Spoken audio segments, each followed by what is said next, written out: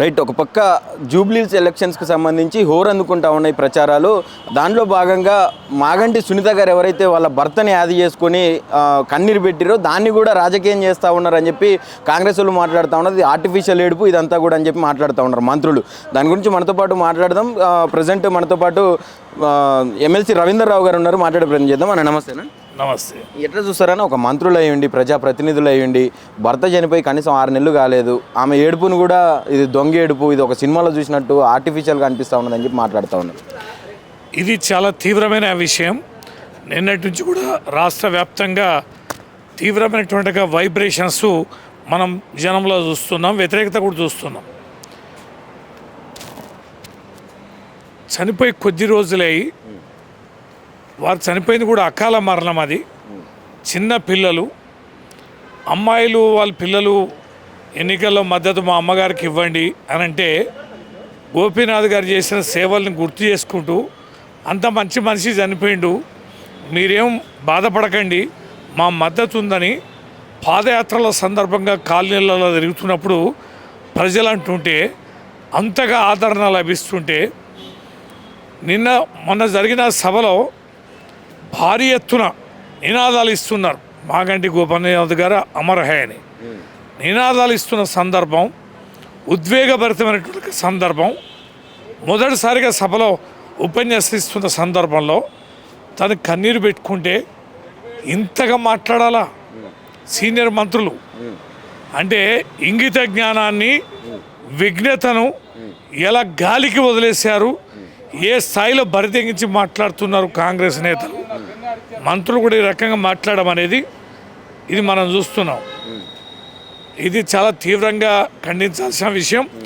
రాష్ట్ర వ్యాప్తంగా దీనిపైన నిరసన పెళ్ళుపుకుతుంది. బేషరతుగా క్షమాపణలు చెప్పాలని మహిళా లోకం కూడా ప్రశ్నిస్తుంది. అనేక టీవీలలో కూడా మనం చూస్తున్నాం.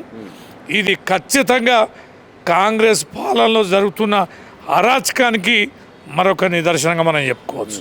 అంటే ఒక పక్క మన తుమ్మల నాగేశ్వరరావు ఆయన వయసును ఆలోచించి కూడా మాట్లాడడం లేదన్నట్టుగా అనిపిస్తూ ఉన్నది. ఆయన కూడా దీని మీద అదే వ్యాఖ్యలు చేసిర్రు. దీన్ని ఎట్లా చూడొచ్చు అన్న?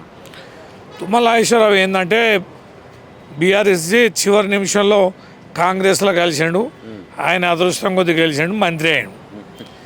ఆడ వారిది కమ్మ సామాజిక వర్గం. ఇప్పుడు మాగంటి గోపీనాథ్ గారు కూడా కమ్మ సామాజిక వర్గం. కమ్మ సామాజిక వర్గాన్ని ఆడ కంట్రోల్ చేయాలని ఈయన ఇన్ఛార్జిగా పెట్టాను.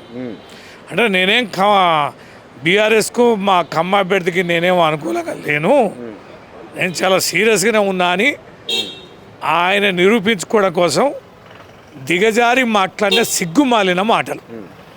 ఆయన నిజాయితీని ప్రూవ్ చేసుకోవాలనే ఉద్దేశంతో మాట్లాడిన దిగజాడు మాటలు తప్ప మరొకటి కాదు. ఇంకోటి కూడా మాట్లాడాల్సిన అవసరం ఉందని, ఎందుకంటే రాహుల్ గాంధీ ఏమో మొత్తం ఓటు చోరీ జరిగిందని దేశమంతా తిరుగుతూ ఉన్నాడు. అదే తరుణంలో జూబ్లీహిల్స్ కాన్స్టిట్యున్సీలో దొంగ ఓట్లు కనపడతా ఉన్నాయి. వాటిని పట్టుబట్టించి నిదర్శనంగా చూపెడతా ఉన్నారు. రాహుల్ గాంధీ అటు ఇట్లా మాట్లాడుతూ ఉన్నారు, తెలంగాణ పరిస్థితి ఏందని చెప్పి మాట్లాడుతూ ఉన్నారు. దానికి కాంగ్రెస్ ప్రభుత్వం ఎట్లా స్పందిస్తుంది అనుకుంటున్నారు? కాంగ్రెస్ పార్టీ డోకాబాజీ పార్టీ, ఓ మాట మీద ఉండదు, పాడు ఉండదు. వాళ్ళకి ఎప్పుడు ఏ ఎజెండా ఎత్తుకోవాలో ఏ ఎజెండాని ఎత్తుకోకూడదా ఇంగిత జ్ఞానం లేని పార్టీ అది.